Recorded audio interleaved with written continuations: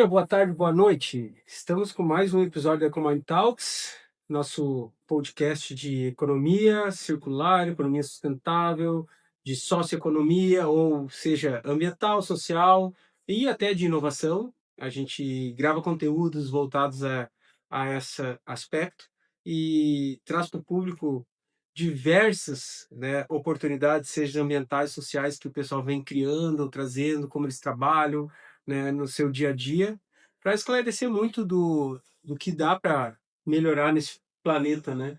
E eu estou aqui com o Alexandre Faitz, da Folito, né, para fazer um podcast sobre mais o bioprocesso deles, tudo que eles vêm fazendo. Mas antes eu gostaria de me apresentar, sou o Ismael, né? Sou o host da Ecomind Talks, estou vestido com uma camiseta branca, uma calça jeans azul, um tênis preto, sou de pele clara, tenho uma barbichinha e também sou loiro, para o pessoal entender o contexto. E vou passar a palavra agora para o Alexandre, para ele se apresentar e fazer sua apresentação social, e aí a gente segue nesse grande bate-papo aí. Obrigado, Certo, Alexandre. tudo bom? Agradeço o convite, Ismael. Bom, eu sou engenheiro de bioprocessos, né, da Folito, como tu mesmo falaste.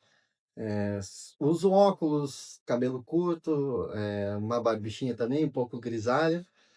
Estou vestindo a camisa da empresa, uma camiseta de polo verde, calça jeans escura e é uma botina de trabalho normal. Então, a gente está sempre pronto para trabalhar, para colaborar.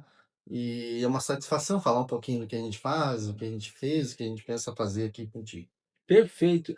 Eu uso óculos também, só que como eu não trouxe ele, eu estou forçando a visão aqui para enxergar o roteiro de perguntas, mas vamos embora, vamos. E, bom, a camiseta é de respeito, né? Que camiseta bonita essa da Folita. Eu gosto de usar, ela é confortável, além de bonita, né? Chama Bonita atenção. mesmo. Ah, legal. Bom, Alexandre, mas para começar, assim, conta para nós assim um pouco da Folito, qual é o papel da engenharia de processo dentro da operação, mas assim, a Folito acho que tem uma história muito legal assim Sim. nesse caminho de anos de compostagem. É, a empresa, falar um pouquinho da empresa, né? A empresa é uma empresa familiar, completou mais de 30 anos, acho que vamos para 32 anos agora, este ano. É, e vem um desenvolvimento tecnológico, um desenvolvimento de mercado desde então, né? Começou com trabalhos na região, com cama viária, foi introduzindo então processos de compostagem, e eu vim agregar o processo justamente a parte de biodigestão. Foi resolvido então fazer um investimento novo, uma planta de estrela novo, que a gente fala já vai fazer 7 anos, 8 anos, né? O projeto de 2018. Então, novo para a questão. E a parte do bioprocessos, então, a gente conseguiu inovar bastante coisa, a gente conseguiu financiar via FINEP inovação. Então, o modelo de negócios foi todo inovador.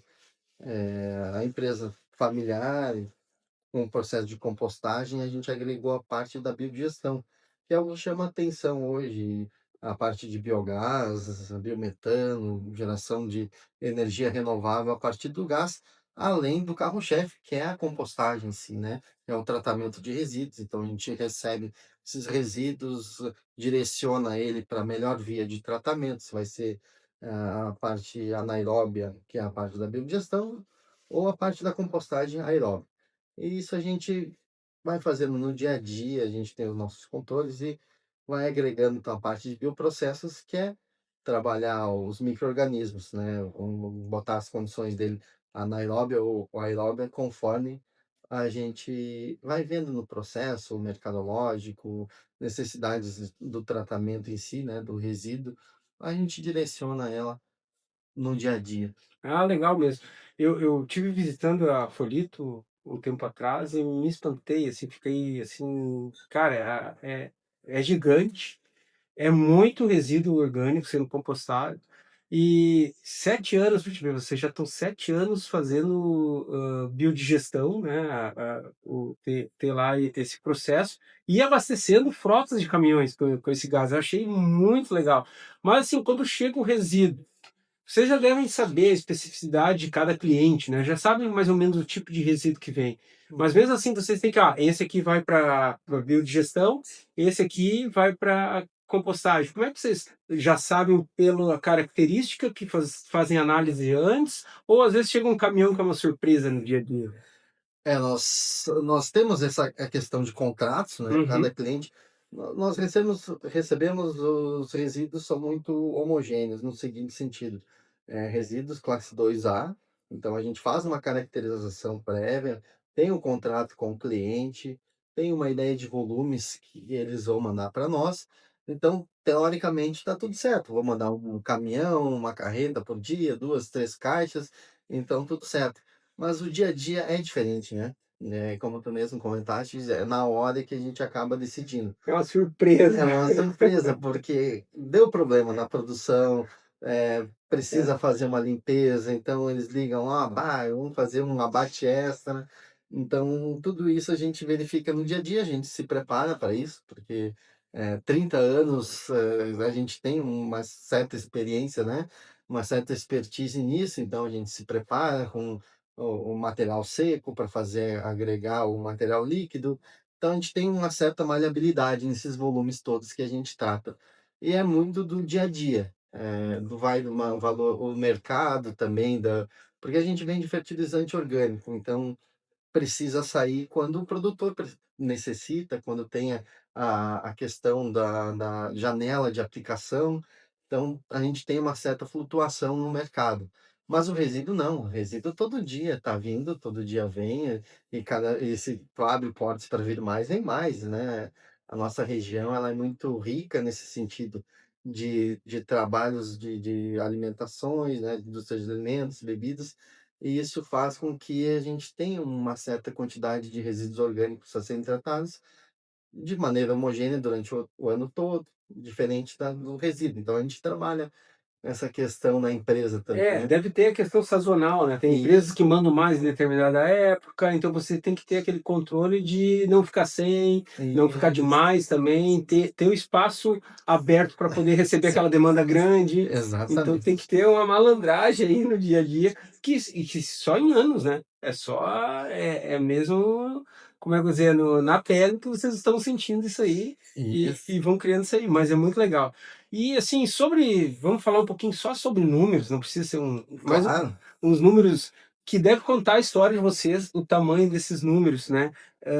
E não só em toneladas de resíduos, né? Se tu pudesse assim, nos dizer assim, mas em termos de fertilizante também. Quantos Uhum. já foram, né, de energia, seja assim, e quanto isso reduz de impacto, para as pessoas terem uma ideia do que o trabalho de compostagem, ou seja, agora de biodigestão também, né, gerando isso aí, gerando energia e fertilizante, quanto deixou de ir para algum outro lugar, tá enterrado, quanto voltou para o ciclo, né? Não, isso é bem interessante, né, a gente está falando da questão de projetos, né, de receber esses resíduos, de tratar, a gente, teve o nosso ano, o melhor ano foi 2022, teve aquele negócio da crise da Rússia, o problema de fertilizante, foi um boom de fertilizantes, nós vendemos, né, trabalhamos 150.000 toneladas, quase 160.000 toneladas no ano. E se nós tivéssemos 300, íamos 300, né, foi um negócio hoje o campo está um pouco mais, receoso, questão política, econômica, de secas, então tem influencia, tudo influencia. Hoje a gente está trabalhando com um target lá de 120.000 toneladas ano de resíduo de fertilizante, Fertilizante. né, fertilizante. A quantidade de resíduo é muito parecida, porque é tudo que entra, sai, né, o nosso balanço de massa, a gente chama que tudo que é pesado, tudo que entra, tudo que sai tem os seus pesos, então, para eu fazer 120.000 toneladas de fertilizante, eu vou precisar dos 120.000 toneladas de resíduo. A gente tem um pouquinho de perda no gás, mas uma carreta de gás pesa 1 tonelada. Em peso, né, tem um volume de 2.000 toneladas, 2.000 metros cúbicos de gás numa carreta, mas isso não pesa nada, é gás comprimido, né. E falando um pouquinho de tratamento, a gente fez uma conta na época, de projeto que a gente faz nesses volumes, nessas quantidades, a DQO que a gente DBO e DQO que a gente trabalha, que a gente consegue retirar desse material que ia para o solo ou para os rios, é equivalente a uma cidade de 300.000 habitantes. Então é um volume de DQO bem grande, né, bem considerado, que a gente transforma em fertilizante, transforma em gás. E os volumes de gases, a gente tem um gerador lá que a gente faz recuperação térmica, que é um dos nossos orgulhos, né?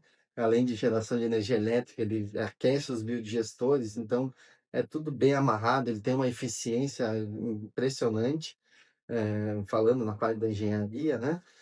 E a gente gera ali energia própria para nós, um gerador de 140 kVA, né?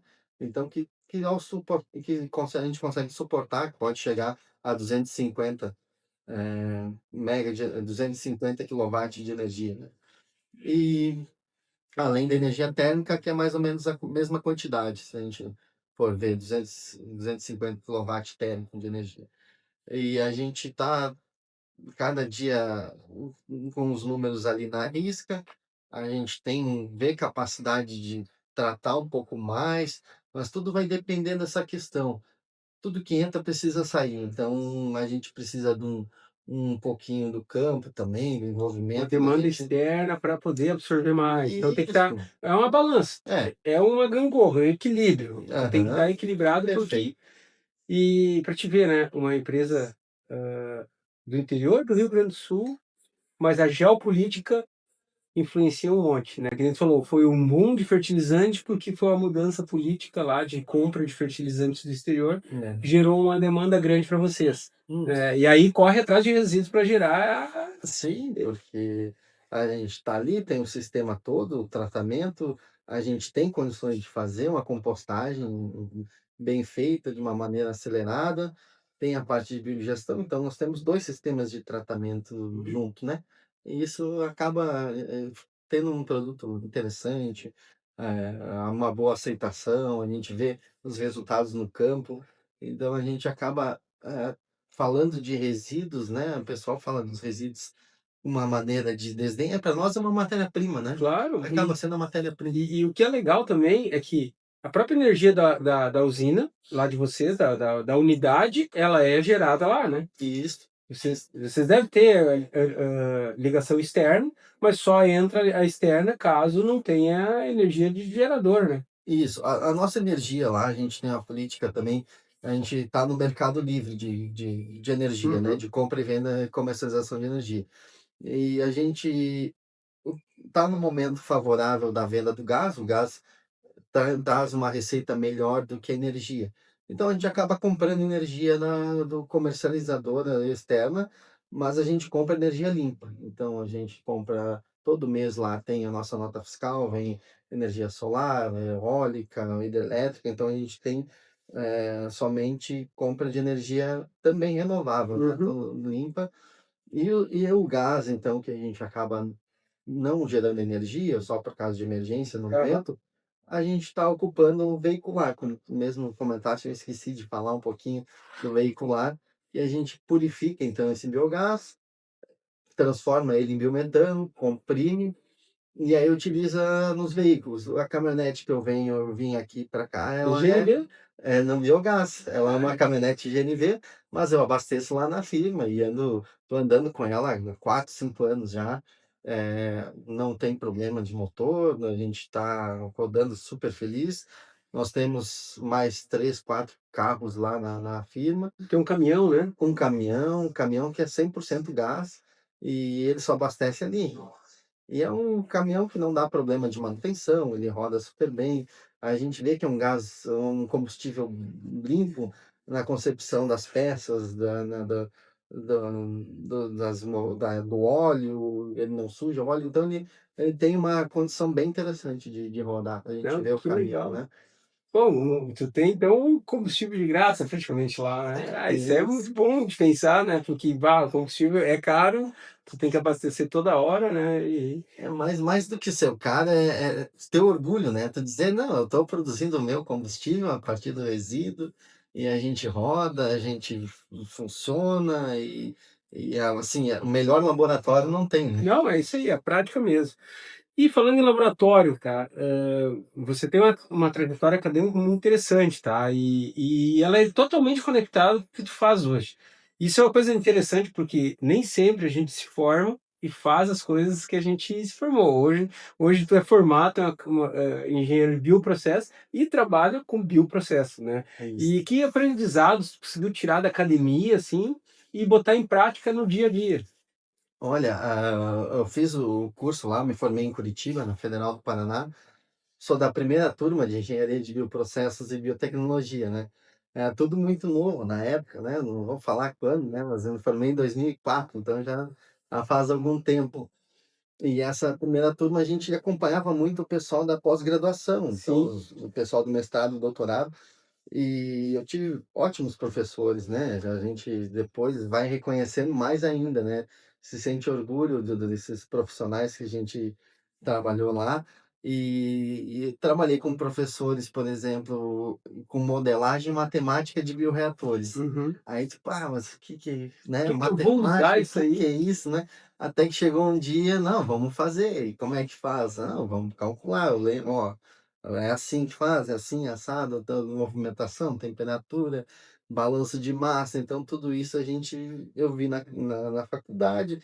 Depois eu fiz uma especialização lá na USP, também em energias renováveis, onde a minha professora lá, tu olha o pessoal falar no Jornal Nacional, tá lá o meu professor que a gente estudou, falando sobre energias renováveis, e eu trabalhei com a geração de biogás a partir de vinhaça, né, o açúcar e etanol na época. E isso foi me puxando, porque eu fui em empresas, trabalhando nessas empresas antes da Folito, eu trabalhei com justamente homologação de tecnologias. Então eu ia lá, o pessoal quer vender um reator, quer vender uma bomba, quer vender não sei quanto. Vamos lá, Alexandre vai lá, vai ver como é que funciona, se isso realmente vai funcionar. E isso foi legal porque eu conheci muitas tecnologias, viajei em diversos países e na hora de fazer com a Folito, que a gente teve uma conversa, ó, a gente quer fazer o projeto, o orçamento é curto, aquela coisa de empresa familiar, né? E dá para fazer? Não, dá para fazer, vamos fazer. A gente desenvolveu muitos fornecedores aqui da região, Não né? tinha isso aí, né, cara? Uma Não coisa tem, nova. não tem outro manda trazer lá da Europa, pronto, que com certeza funciona, uma eficiência absurda, ou a gente desenvolve aqui. Então a gente foi lá, desenvolveu fornecedores da área de gás que fazia com ar, aí vamos ver se dá para fazer com gás. Então várias adaptações a gente fez, né? A parte de desenvolver movimentação de carga, de trituração em linha, então a gente teve um bom aprendizado, que são fornecedores de Estrela, de Lajeado, de tudo aqui do Rio Grande do Sul, a maioria. Então, foi a carreira acadêmica, a carreira profissional que levou, então, a trazer esse projeto de inovação. Hoje já tem vários outros projetos que a gente conhece, que a gente, profissionais excelentes que a gente também conhece, acompanhando a carreira. Então, biogás no Brasil está se desenvolvendo com o tratamento de resíduo, um conceito que a gente implementou. Uhum. A gente não inventou, mas a gente implementou. Somos os pioneiros, né? Ainda mais diferentes matérias-primas, né? Hoje a gente vê na Europa são um substrato único. Então vai lá, o cara plantou, tem uma silagem, tem uns aqui, é um resíduo, mas essa quantidade, variedade, o pessoal vem aqui ficar arrepiado. Como é que vocês conseguem fazer isso? E a gente tem outros conceitos, outras empresas que a gente vê que estão no mesmo caminho e a gente fica orgulhoso disso. Legal. E assim, como o trabalho da Folita então se conecta com o produtor rural? Tipo assim, as empresas com as empresas que geram resíduos. Vamos supor, o produtor ele sabe da onde vem, ele tem ideia de que empresa que estava gerando, ou assim, por outro lado também, eles já enxergam essa gestão de resíduos feito por vocês, né? Pô, tem Uhum. um baita trabalho ali considerado até ele virar fertilizante? Será que o produtor rural já sabe toda essa cadeia, esse ciclo? É, essa é um trabalho grande da equipe comercial, né, nós Uhum, temos os agrônomos que estão na rua, que estão conversando, que são à frente, do produtor. Então, hoje a gente vê a mudança do perfil dos produtores, né, eles estão melhorando tecnicamente, então eles conseguem entender como um fertilizante orgânico vai atuar, diferente de um químico. Hoje a gente tem a briga ainda de ser nivelado por pontos de NPK, ou seja, quanto que tem de nitrogênio. nitrogênio, fósforo e potássio. Mas quando olha o fertilizante orgânico, a gente tem pouco menos de, se for ver em volume, de NPK, mas a gente tem lá cálcio, ou a gente tem uma série de outros micronutrientes que para a planta aquilo é um resultado fenomenal. Aí a gente consegue perceber essa grande melhoria, ou se compararmos assim, quando a gente tem um solo mais degradado. Aí o problema é mais sério, nosso funciona ainda melhor ainda, a gente consegue colocar. Então, da parte química, a gente consegue se defender dessa maneira. E claro, quando a gente começa a conversar com o produtor, falar que o fertilizante orgânico à base de resíduo, antes dava uma certa reação: "Opa, como assim resíduo?". Mas aí a gente mostra: "Não, ó, a gente faz análises do Ministério da Agricultura de metais pesados, Sim. a gente faz, salmonela, a gente faz, ovos de aumíntos e tá tudo dentro". É totalmente safe, né, que digamos assim, pode aplicar em qualquer tipo de cultura, numa alface, numa pastagem, num milho, então o nosso fertilizante é isso.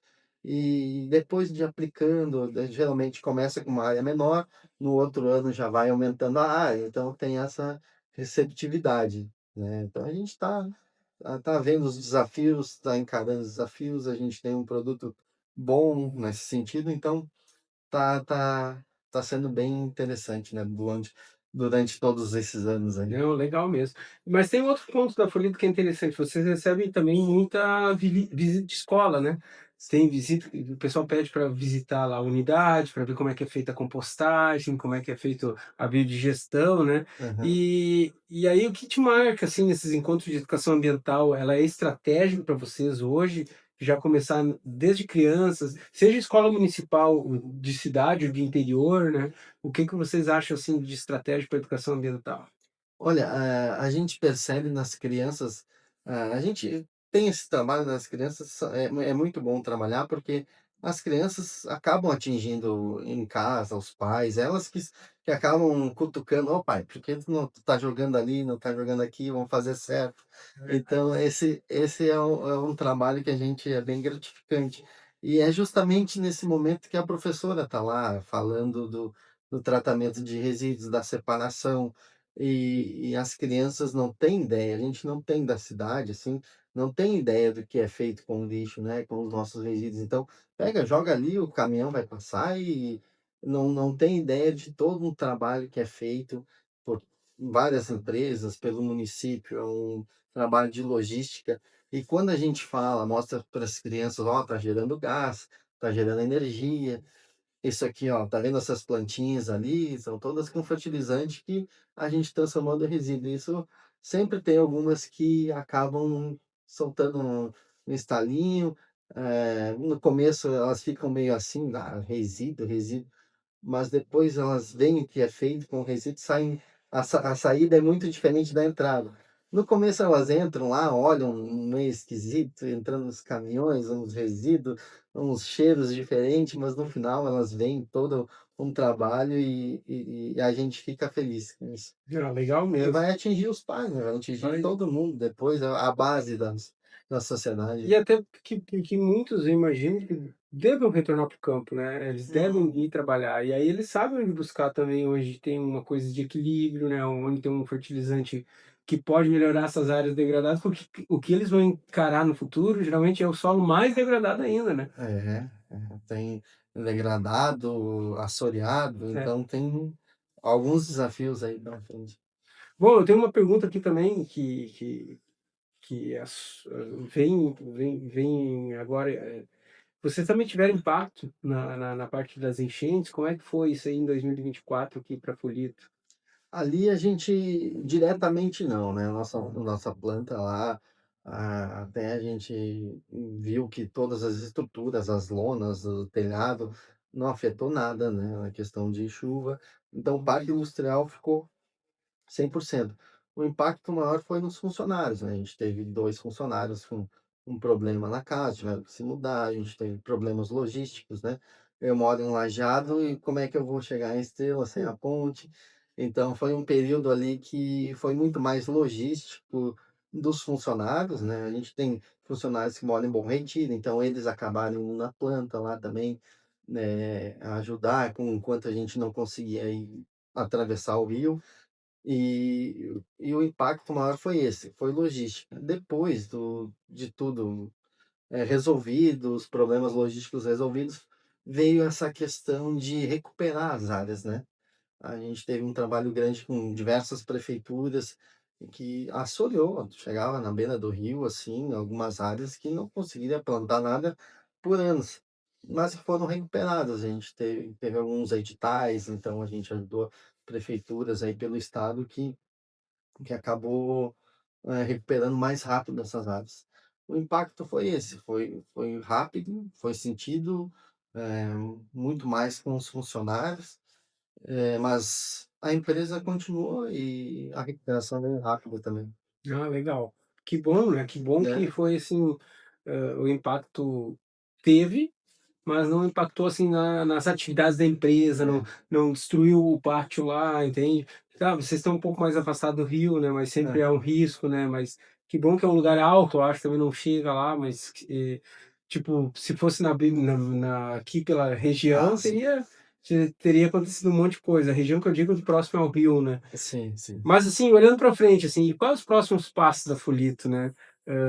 Tá pensando em nova tecnologia, novas unidades, ou daqui a pouco um novo mix de produto? O que que a Fulito tá pensando aí? É, um pouco de tudo, né, a gente está sempre de olho no mercado, em tecnologias. Hoje a gente, como projeta 2018, então, muita coisa mudou na área do gás, do fertilizante, e mudou rápido. Então a gente percebeu novos fornecedores, novas tecnologias que hoje a gente consegue,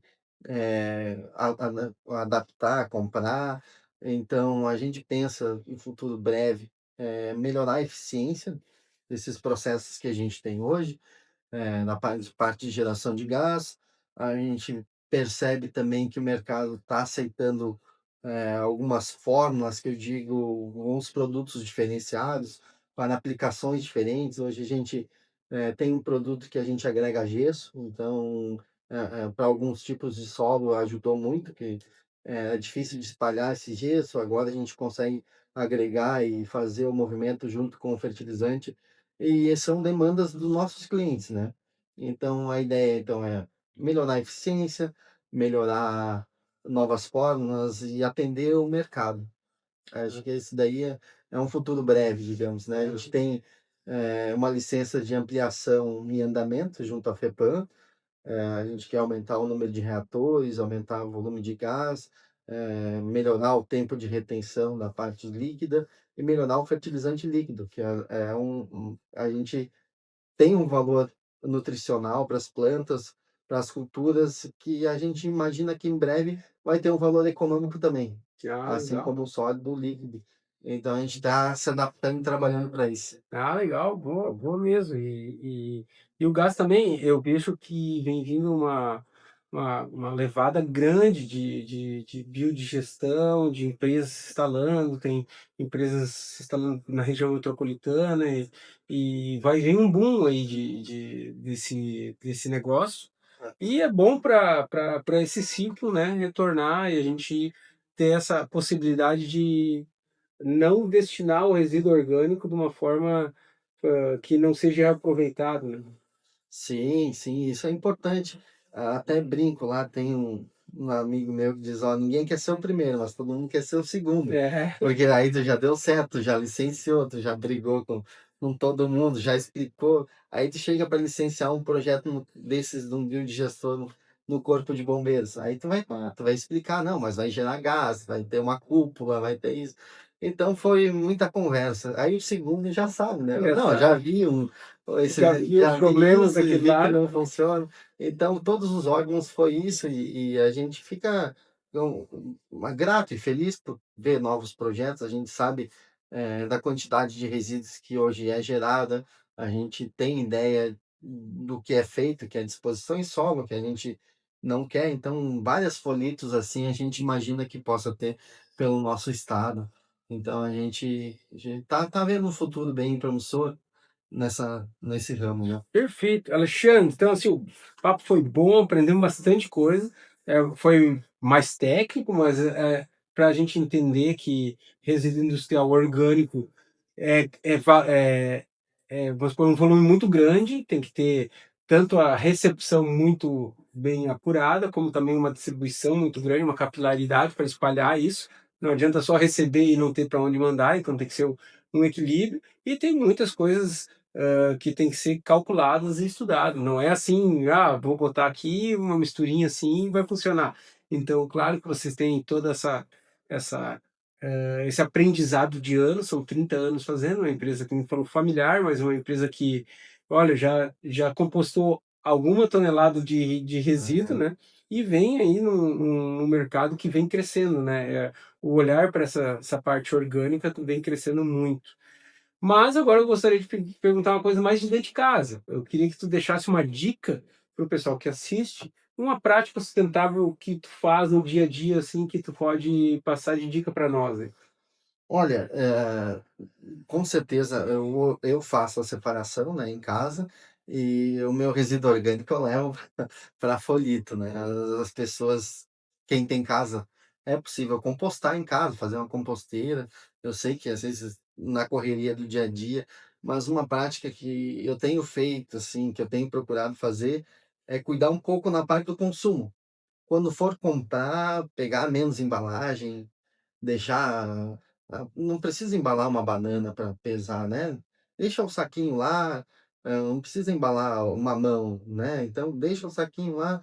Eu acho que essas coisas eu tenho procurado fazer, menos plástico, né, menos embalagem para o dia a dia. Eu acho que as pessoas também tem muitas vezes a gente pega muito saquinho, muita embalagem que não precisava. É verdade? Eu acho que pensar um pouco na hora de consumir, não só na hora de separar, né, todo mundo fala na hora de separar, mas de repente diminuir a parte do Começa consumo, né. antes, né? Começa antes, aí não precisa separar, né, gera menos, gera mais.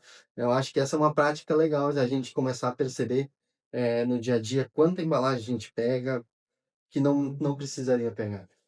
Bom, É show de isso aí. bola. Obrigado pela dica, Alexandre. Tá bom, tamo Muito junto. obrigado pela disposição, pelo tempo, por toda a tua explicação aí.